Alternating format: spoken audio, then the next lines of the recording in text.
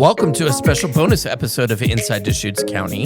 During wildfire season, we'll be bringing you shorter conversations with local experts to keep you informed about current conditions, preparedness, prevention, and the work happening behind the scenes to keep our communities safe. I'm Eric Breon. I'll be joined regularly by Deschutes County Emergency Manager Ben Duda, along with guests from our local, state, and federal wildlife partners. Also joining us today is Heather Miller, Fire Risk Reduction Specialist with the Oregon State Fire Marshal's Community Wildfire Risk Reduction Unit. Heather is based right here in Central Oregon and works with communities, agencies, and homeowners to reduce wildfire risk before a fire ever starts. All right, thank you both for joining us. I think these conversations will be valuable. Thanks for being here, Ben and Heather. Yeah, thanks for having me. Appreciate being here. All right, we're heading into the 4th of July weekend.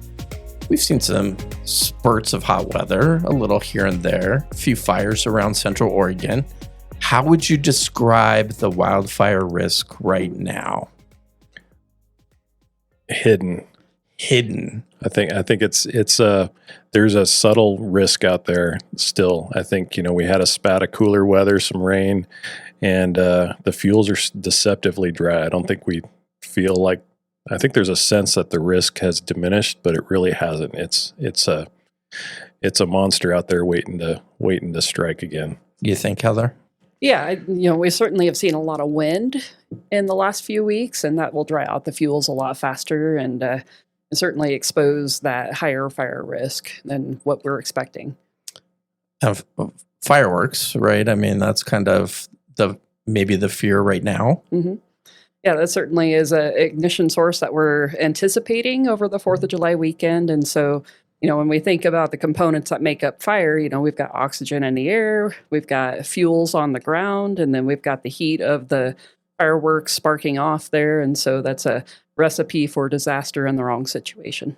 Yeah, and it's also big camping weekend, so there's a lot of campfires and things out there. I've been encouraged. I've been seeing more people having some propane kind of campfires and doing things more safe, but we're still finding abandoned campfires out in the woods, and still a little distressing with all the information and the fire danger. We can continue finding those kinds of risks out there. Of course, I got to sneak it in. Everybody should check in with their local jurisdiction to 100%. Find out what the rules are for fireworks, right? Yep. Because it's different among the different cities, areas, counties, that kind of thing. Absolutely correct. Yeah. Be sure to check in locals. It's not allowed anywhere on the U.S. Forest Service, BLM lands, ODF protected lands have also got that shut down. So there's actually fewer areas that you are able to use fireworks than not. So be sure to check locally.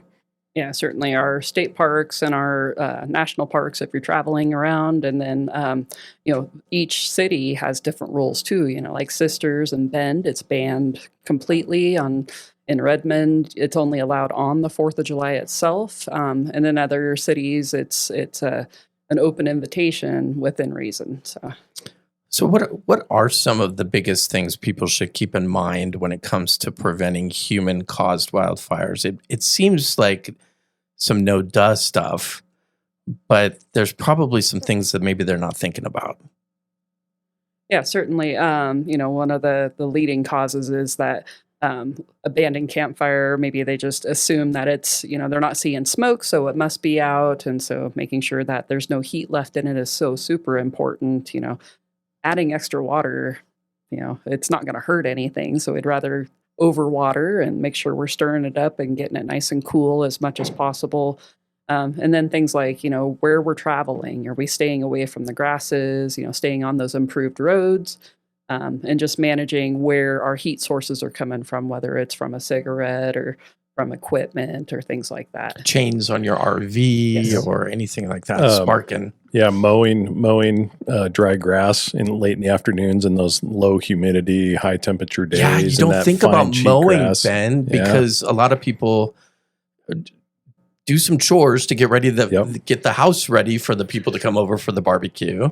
Yeah, no, absolutely. The dry grass in particular, everybody's trying to control the cheatgrass, and because it is a fire hazard in itself. But then they're out with lawnmowers and hitting rocks with the lawnmowers, or just even exhaust on a poorly maintained machines can cause fires. So, Well, what else? Because if someone wants to protect their home this summer but hasn't done much preparation yet, what's one or two things that maybe they can do in the next couple days? Certainly, like raking and, removing those finer fuels, pine needles, things like that from against their home and, within their porches and on their decks and such. Doing those things that don't require machinery. Maybe you're using hand loppers instead of a chainsaw sort of thing to remove some tree branches or do some work. But it's really more about just, putting in a little extra effort to clean things up around your house. The maintenance is just so big when we're talking about wildfire preparation, especially now. And, a broom or a rake can get you pretty far as that mitigation goes. Get somebody to clean those gutters out. Yeah, the gutters. Yeah. Well, it was funny. I heard somebody talking the other day. They were like, "Oh, I missed the fire-free events," and so now they were like, "I'll have to wait until next year." And I'm like, "Come on, let's go. Let's. You can still take it to the landfill and get that stuff out of here." Yeah, I think it's pretty reasonable what they're charging at the landfill really to get that done. And even if it can't get it all the way to the landfill, at least get it that 5 feet away from your house. You can still do some cleanup and get it to a safer place than up against a home. All right. So if people see a fire or spot a fire, maybe they're like, it's just a little smoke. Maybe I should ignore it. Somebody else will call. What's your advice for those people who see stuff this weekend? Because is it 911? Is there a non-emergency line? Are there fireworks lines? What do you think? There's all of the above. All of it. All of the above. Certainly. Well, that's why we brought you on. Yeah. Wow. That is a tough call when you're seeing smoke. Oftentimes, we've got a lot of eyes out there with the Forest Service lookouts. There's detection cameras. There's a lot of cell phone reporters out there and calling 911. I hate to assume that somebody has already called in a fire.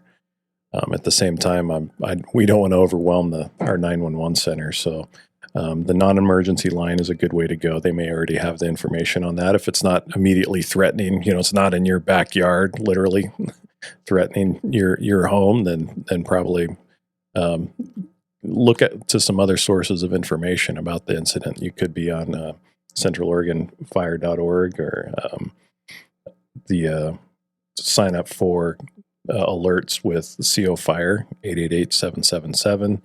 We're working on getting some more current fire information out there.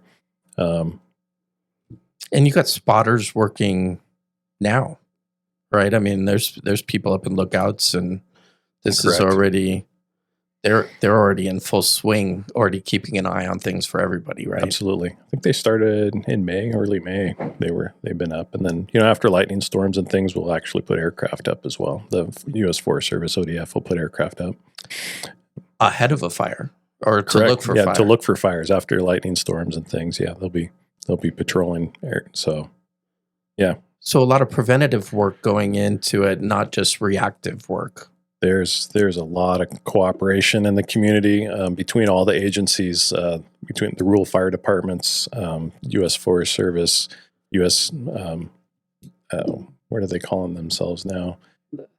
Wildland U.S. Fire Service. Wildland Fire Service.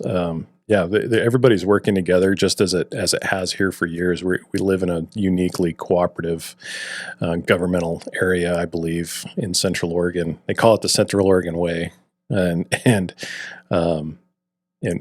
every fire in Central Oregon has the potential to become everybody's problems, and so we're all jumping on it together, regardless of jurisdiction, and kind of sort the paperwork out later, and we'll deal with the fire we've got right now all together. Well, I'm curious what the conversation is amongst the agencies, because everything I've heard, and of course I'm no expert, but mild winter, hardly any snowpack, not a lot of not a lot of rain. Is this going to be a bad one? Are you guys talking like this is going to be kind of gearing up for the worst? I think we're just trying to anticipate and prepare best we can, be on alert, message as much as we can to get people prepared and to do the work as much as possible beforehand. So if and when something strikes, then we can do the best we can to mitigate any sort of response and have a success. Oh, come on, Heather. Tell me, look into your, that was very diplomatic. I mean, look into your crystal ball. I'll tell you in October how it goes. Yeah. I know. But, you guys don't want to speak out of turn, and I get that. And you don't want to hype it up either. But, I mean, I would imagine relaying the concern, the facts of the matter, that's kind of important too. Absolutely. I think one of the biggest things we're going to see this summer is a strain on all our resources nationally. You're already seeing that in the Southwest, and that's why it's really important that everybody does everything they can to prevent even one less fire is going to help everybody out and help that drain on the resources so we can protect our communities. All right, before we wrap up, what's the one message you want everybody to take with them before heading into the holiday weekend? Just be smart and think through the consequences of your actions. So, enjoy the holiday, have fun, but let's just be smart about it and, try to keep the hot stuff away from the dry stuff, and let's prevent that wildfire. How about have ice cream instead of fireworks? There you go. There you go. What's your ice cream of choice? I love a good Neapolitan. Wow. Yeah. Was not expecting that. Yeah. Heather, ice cream fan? Just like strawberry. Okay, strawberry. I'm a chocolate guy. All right. Heather, Ben, thank you so much for joining us today, sharing your expertise. We'll do more of these. Sounds great. Thank you. If you need to report concerns about fireworks, we'll include the appropriate reporting phone numbers and email addresses for Bend and Redmond in the episode description. We'll also include the non-emergency line as well. For wildfire prevention information, current restrictions, and preparedness resources, you can visit centraloregonfire.org. Also, we strongly encourage you to take a moment to sign up for emergency notifications at DeschutesAlerts.org. Thanks for listening to this bonus wildfire episode of Inside Deschutes County. We'll be back soon with another conversation to help keep you informed throughout the summer. Until then, please be safe out there.